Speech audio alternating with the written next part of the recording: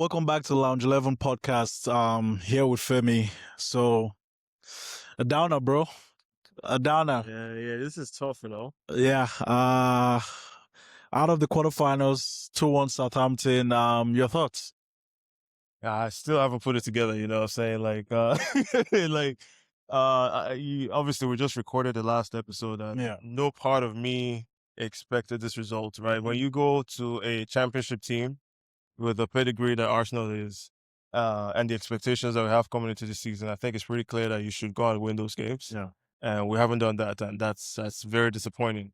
I think what makes it even more disappointing is you're coming off of, the last game was a cup final as well, and so it puts the rest of the season in the backdrop. Now fans have this, expectation that things could really capitulate. So, it's a tough one to take, but you have to give credit to Southampton on a game like today. They won it fair and square. We didn't create enough insightful chances or anything like that. So the result is fair. Yeah.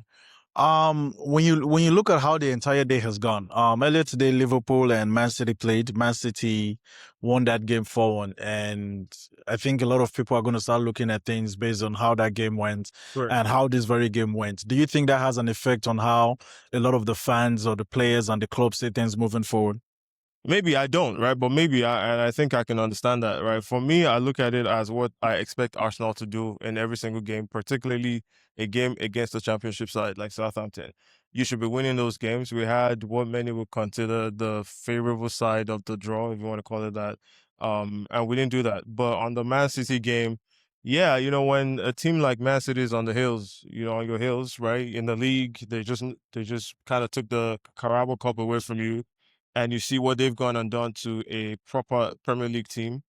Of course, I can see why fans are kind of setting their expectations or calibrating their expectations based on that. So, yeah, I think a lot of that also plays in. But for me personally, I think you look at it as what you expect your team to do, and we didn't do that today. When you look at the game today, we spoke before the game, we saw the lineup, we're very much happy and comfortable with the lineup. What do you think we lacked today when you see how they performed? I think there was very little penetration, right? If you think about the game that we saw today and compare that against a typical Arsenal game, it had some of the same elements, right? Yeah. You had a lot of the ball, pegging the team back. But beyond that, it didn't seem like we were getting any final delivery into the box and troubling the goalkeeper. I don't remember too many saves. I think maybe Dalman had couple shots here and there, but Yeah. I don't remember like the keeper for Southampton having to make a ton of worldy saves or anything like that, right? So I don't have too much I can say about the lineup, especially the first game back after international break and a Champions League game coming in. These are cup players. Like, this was a cup game, and you expect these players to, play the part for a cup game. I don't have a problem with Kepa starting in this particular game, right? Yeah. Who else came in? Like the players that came in, I don't have a big problem with them playing, so they should be able to do that against Southampton. So spoke to a couple guys after the game, and a few of them mentioned the whole Kepa situation again. I was shocked to see that discussion still come back against Southampton today, and a few of them said they would have preferred Mikel to start our strongest lineup against this team. Where do you stand on those conversations? Yeah, no, I don't subscribe to that, right? Again, it has to be clear what has happened here today.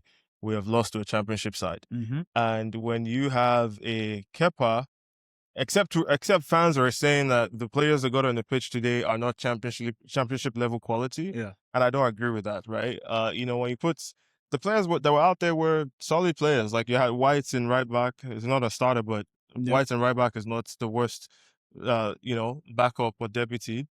Kepa is not the worst deputy in the league, right? And you go all the way across Jesus, who hasn't seen a lot of minutes. So I think fans are probably looking for a scapegoat. Yeah. And of course, Kepa didn't have his best game last time around, but the first goal was not Kepa's fault, right? I think it's pretty clear we'll fumble that one. So I'm not gonna throw Kepa under the bus today. I think overall the team wasn't we didn't have a lot of cutthroats efforts in the game. So in our last two games, we found ourselves out of two competitions and two to go, the Champions League and the Premier League. The Premier League, in my opinion, has always been the most important one. That's the one we came into the season and said we want to do. 9 points ahead of Man City, who find themselves in second with a game in hand, and 7 games to go for us. Are you still pretty confident we get the job done by end of May? That's a tough question to answer in a day like today, right? Because nothing really suggests that this team right now, as it stands, given that you've lost 2 games consecutively, has it done. But I think one of the things that I'm holding on to is that one, you mentioned the cushion, the 9 point cushion. So that is a good thing to have than not to have. So I expect that they get it done. I think those are some of the most important 7 games in the club's history, right? Yeah. So I'm still optimistic that we'll get it done this season. Okay. Luckily we have a game in the next 3 days, I think. Tuesday away to Sporting Lisbon at the Champions League.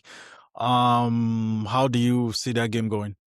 I mean, that game was always important, even before a ball was kicked today. But I think it just became so much more important because losing 3 games on the bounce or failing to win in any of the last 3 games would be extremely disappointing and would set a lot of, negative talk back into the camp. I think the pressure starts to really build up after that.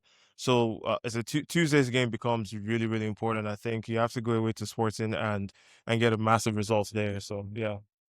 So one last one. We've seen a lot of the narratives, especially since I'll say March or towards the end of the season. A lot of Arsenal fans have come out. You've heard the treble talk, the quadruple talk, and all that stuff. And within the space of 2 games, everybody is down to 2 competitions. Like, what have you thought about those narratives, and how have you seen that? Yeah, I mean, fans will be fans, right? We build expectations, we deal with disappointments, to extremes at times, right? But at the end of the day, this is a team that hasn't won the Premier League in 22 years it is. So that, in my mind, is the Appreciate that in my mind is the most important trophy coming into this season. Of course, if we can, extend that beyond the Premier League and win something else now. I guess the only thing we can really win is the Champions League. We're good. But I think the focus is on making sure you seal the Premier League, you get that done, and see what else you get after that. That would be my take. Okay. Thank you.